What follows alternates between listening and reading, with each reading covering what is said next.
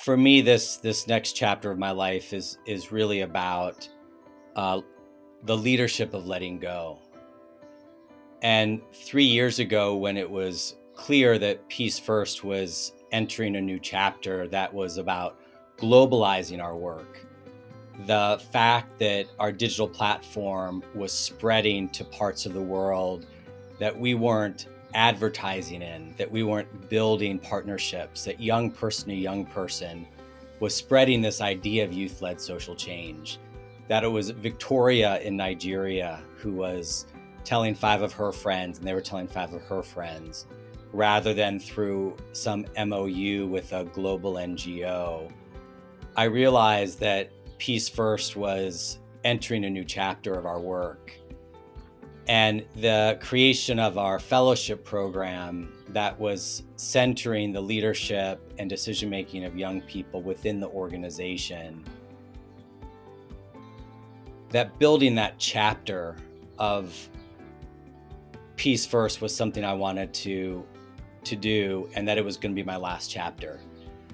And so having 3 years to prepare for this exit and to build an organization that would be worthy of the 2 leaders that y'all just had a chance to meet was work that I wanted to do, and that this would be the last piece of work that I would do in this particular capacity. And it's been really interesting to sort of design yourself out of a job. I've always belonged to Peace First and will continue to belong to Peace First forever. And that's been the beauty of this organization, and more importantly, this work, is it has always been authorless, or maybe a better word to say is authorful. It's always been owned by everyone who has had a dream and a vision of wanting to transform the world. It's always had a place at the table for someone who's had $1 to give, an idea to bring into the world, and wanted to contribute to something bigger, bolder, kinder, more courageous than they could do on their own.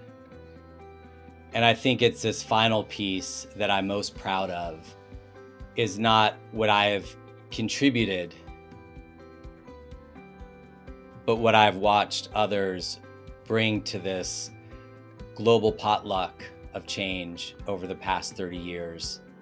The past couple of months, as I've been working on my transition, it's generally been really joyful getting to connect with so many of the people and stories that we've been sharing with you through this Founders Corner, thanking longtime supporters, contributors to the vision of Peace First, and watching our leaders existing in new craft the next pathway for the organization.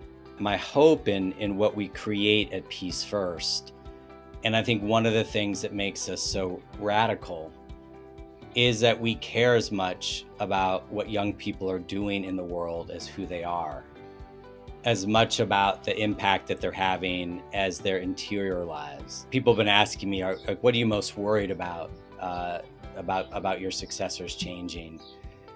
And my reaction has been, gosh, I hope they do. Because the last thing I hope Peace First becomes is a museum.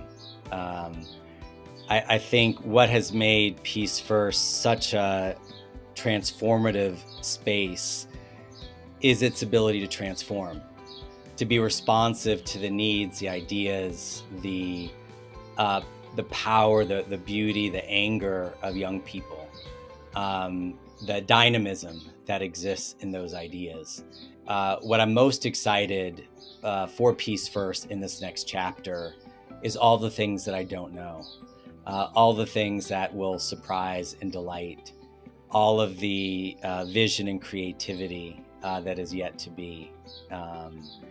And so besides being a donor and a super fan, I'm looking forward to continuing to be part of this community, to being of service to the co-CEOs, to being a champion for this vision and mission in every way that I can be. And so the Buddhist in me knows that questions like, is it worth it, are a fool's errand. But what I can tell you is that while I've not liked every part of my job, in 30 years, there's not been a day that I've not loved my job. And that's not so bad.